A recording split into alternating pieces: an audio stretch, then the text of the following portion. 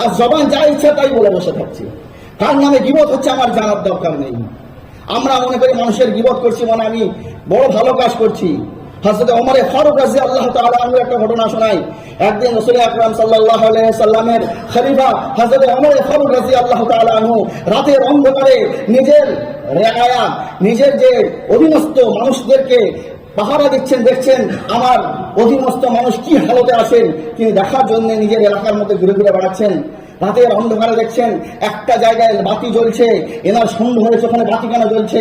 তিনি দৌড়ে গিয়েছেন আর সেখানে দেয়ালটা টপকে তার ঘরে ঢুকে দেখছেন যে সামনে মদের বোতল রাখা আছে, একজন বৃদ্ধ মানুষ ওই মদ আর সামনে একটা নারী রাখা আছে, এই অপকর্মে লিপ্ত হয়ে আছে।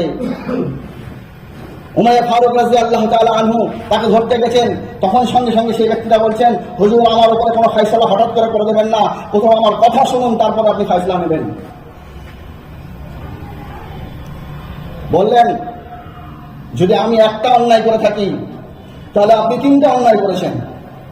ওমর ফারুক রাদিয়াল্লাহু তাআলা আনহু আমিরুল মুমিনিন জালিলুল কদর সাহাবা, পৃথিবীর 1/3 যিনি রাজা হয়েছিলেন, বাদশাহ হয়েছিলেন, এই রকম ক্ষমতাশীল বাদশাহ, তিনি চুপ করে দাঁড়িয়ে গেলেন। বলো কি ব্যাপার যে আমি যদি একটা অন্যায় করি আপনি তিনটা অন্যায় করেছেন। কোরআনের মধ্যে বলা হয়েছে ওয়াতুল বুয়ুতা মিন আবওয়াবিহা, ঘরে যখন প্রবেশ করবে তো দরজা দিয়ে প্রবেশ করবে। ওয়াকাদ তাসাওয়ারতা আলাইয়া, আপনি দেয়াল টপকে আমার কাছে এসেছেন, এক নম্বর অন্যায় আপনার এটা।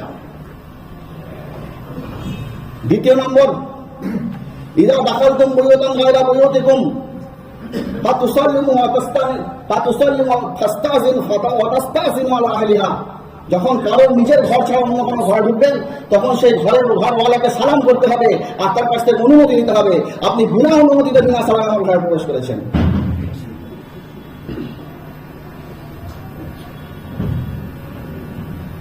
কোরআনে কারীম বলেছেন, ইয়া আইয়ুহাল্লাযীনা আমানু ইজতানিবু কাসীরাম মিনায-যন্নি ইন্না বা'যা-য-যন্নি ইসম, হে ঈমানদারগণ তোমরা ধারণা করা থেকে বাঁচো, কেননা কিছু ধারণা তোমাদের গুনাহ হয়। ওয়ালা তাজাসসু, আর যদি কারোর প্রতি কোনো ধারণা হয়েও যায় তার পিছনে পড়ে যাও না। ওয়াকাদ তাজাসসাসতা, আপনি কিন্তু তাজাসসুস করেছেন, আপনার প্রতি ধারণা হয়েছে আর আমার খোঁজ খবর নেওয়ার জন্য আপনি আমার কাছে এসে গেছেন, তিনটা অন্যায় হয়েছে আপনার।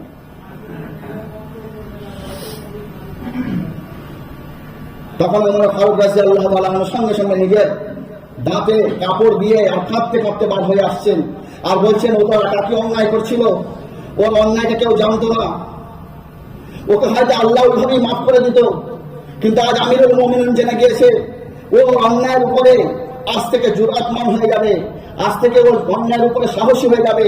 আমি কি ভুল না করেছি, আমি কি ভুল না করেছি, এই আফসোস করতে করতে নিজের বাড়িতে চলে এসছেন। অনেক দিন হয়ে গেল সেই বৃদ্ধকে আর দেখতে পাইনি, হঠাৎ দেখছেন সেই বৃদ্ধ একদিন ঘরের কোণে বসে আছে, বলার মজলিসের এক কোণে বসে আছে। ওমর ফারুক রাদিয়াল্লাহু তাআলা আনহু বললেন ওই বৃদ্ধকে আমার কাছে আসতে বলো। উনি মনে মনে করলেন হয়তো আজকে আমার সেই শাস্তিটা দেবে। কাছে যখন এসছে তখন ওমর ফারুক রাদিয়াল্লাহু তাআলা আনহু বললেন তোমার যে অন্যায়টা আমি দেখেছিলাম, আমি আজ পর্যন্ত সেই দিন থেকে আজ পর্যন্ত আমি কারোর সামনে বলিনি। এমনকি ওই রাত্রে আমার সাথে আব্দুল্লাহ ইবনে মাসউদ রাদিয়াল্লাহু তাআলা আনহু ওই রাত্রে আমার সাথে ছিল, আমি ওখান থেকে বার হয়ে এসে আমার সাথী আব্দুল্লাহ ইবনে মাসউদকে পর্যন্ত বলিনি।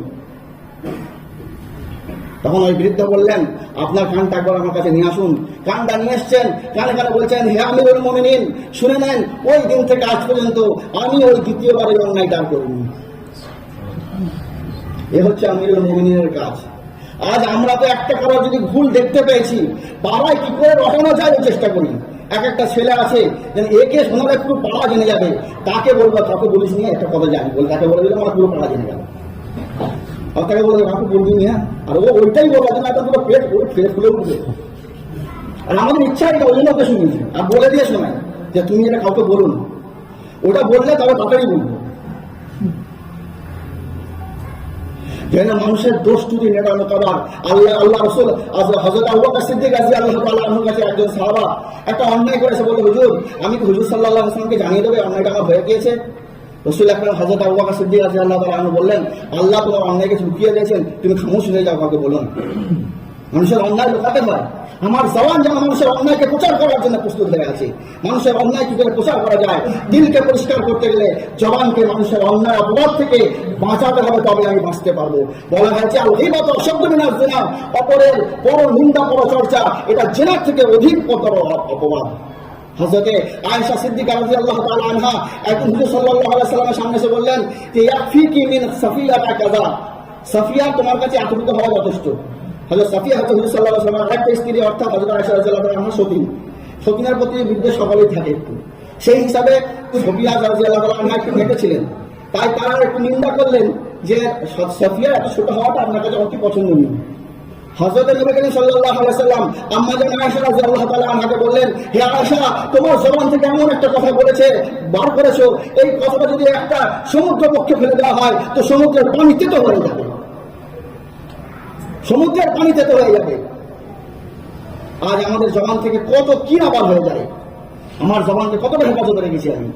সেই জন্য ভাই খুব খেয়াল করা দরকার, আল্লাহর কাছে যে কলবে সলিম দরকার, সুস্থ হৃদয় দরকার।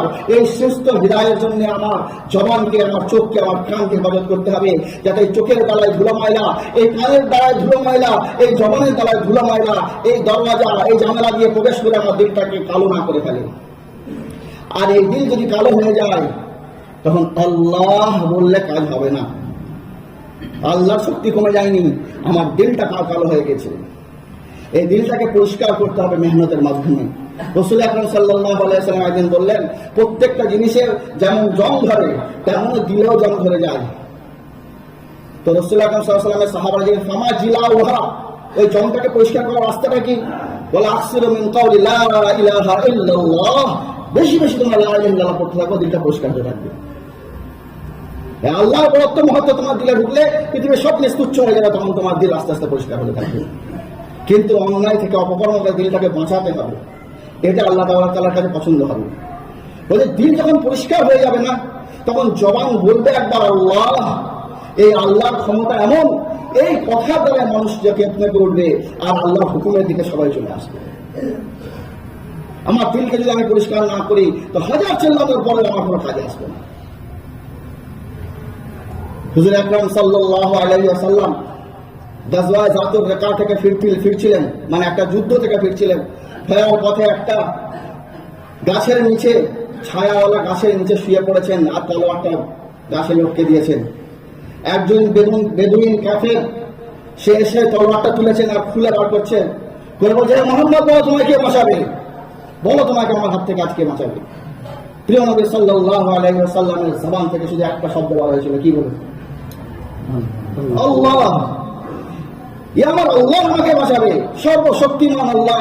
ইযা আরাদা শাইআন আন ইয়াকুলা লাহু কুন ফায়াকুন, যখন কোনো কিছু করতে চান শুধু বলো হও তো হয়ে যায়। সেই আল্লাহ সব সময় সর্বদা আমাকে দেখছেন, তার নজর থেকে কোনো কিছু গায়েব নেই, সেই আল্লাহ আমাকে বাঁচিয়ে দেবেন। কাফেরের হাত কেঁপে উঠেছে, হৃদয় ভয়ে ভীত হয়ে গিয়েছে, হাত থেকে থরথর করে কেঁপে তলোয়ার পড়ে গিয়েছে। হযরত নবী করিম সাল্লাল্লাহু আলাইহি ওয়াসাল্লাম তলোয়ার তুলে নিয়ে বলে, তোমাকে আমার হাত থেকে কে বাঁচাবে? আল্লাহ শব্দের ক্ষমতা তখনও যেমন ছিল আমাদের তেমনই আছে। জায়গা পরিবর্তন হয়ে গেছে, দিল আমাদের খারাপ হয়ে গেছে, দিলের মধ্যে গান ঢুকেছে, দিলের মধ্যে ড্যান্স ঢুকেছে, দিলের মধ্যে সমস্ত রকমের অপকর্ম অপবাদ ঢুকেছে। আমার ভালো জিনিস আর ভালো লাগে না, সবসময় অন্যায় ভালো লাগে। যেখানে বলা আছে মুমিনের উদ্ধার হচ্ছে, তার দিলটা মসজিদের মধ্যে এমন থাকবে যেমন মনে হয় যে পানির মধ্যে মাছ আছে।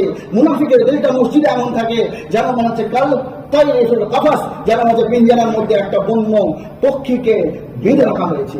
আমি ভাবি আমি মুমিন না মুমিন নই, মসজিদে আমার দিল লাগছে না, দেখেই বুঝে ফেলতে পারবো আমি মুমিন না মুমিন না।